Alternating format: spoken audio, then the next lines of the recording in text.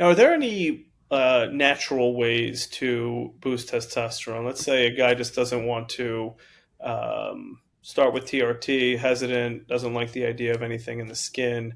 Are there any recommendations out there, more of like a Yes. naturopath? Yeah, I'll give you a few things. Number one, lift heavy things off the ground. So, like So that weightlifting? weightlifting, it just can't be emphasized enough how incredibly important that is to increase testosterone and growth hormone in men. And when I say lift heavy things, I mean usually, guys go in. I mean, exercise is great, but if someone's saying, "What's the best exercise that I can do to increase my testosterone?" It is heavy weightlifting. It's moving into something where you're going to be lifting heavy, and having good form and doing all of that in a proper way. That is one of the best ways to do it.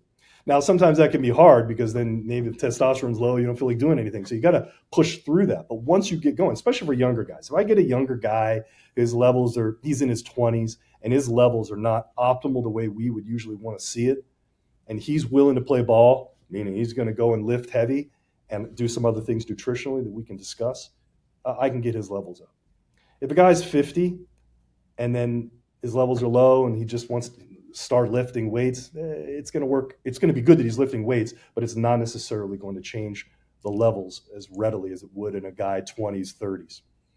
So lift heavy things. Another thing is make sure you're getting plenty of protein. Again, hard to overemphasize the importance of protein and fat because testosterone comes from the cholesterol molecule. That's where it's all hormones. A lot of these hormones are born from the four-ring structure of cholesterol.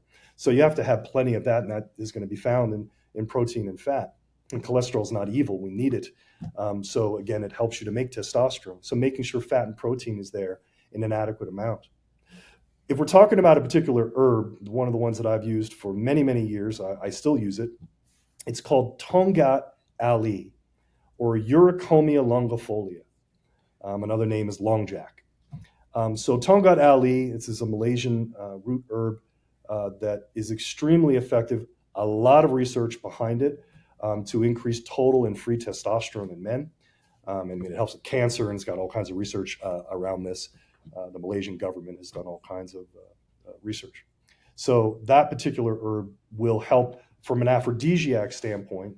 And we had mentioned that earlier. Aphrodisiac means herbs that will stimulate your desire, but it doesn't necessarily stimulate your testosterone.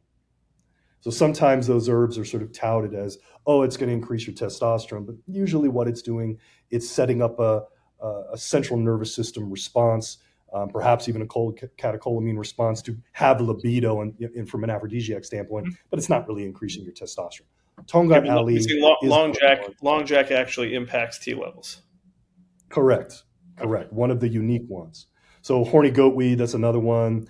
That's not really increasing. It's touted as for testosterone, and it's not really doing that to any appreciable amount. Is it an aphrodisiac? Sure. But Tongat Ali is the one that's far more proven, and that's the one that I will go to for a guy, again, younger, 20, 30s, trying to do it naturally. But I'm 52, and I still take those things. One of the interesting things about Tongat Ali is it really stimulates the testicles. So guys will actually get fuller testicles when they're on Tongat Ali. And that could be beneficial even if you're on testosterone replacement therapy. It's good to keep the testicular function there. And Tongat Ali is pretty powerful at helping with that.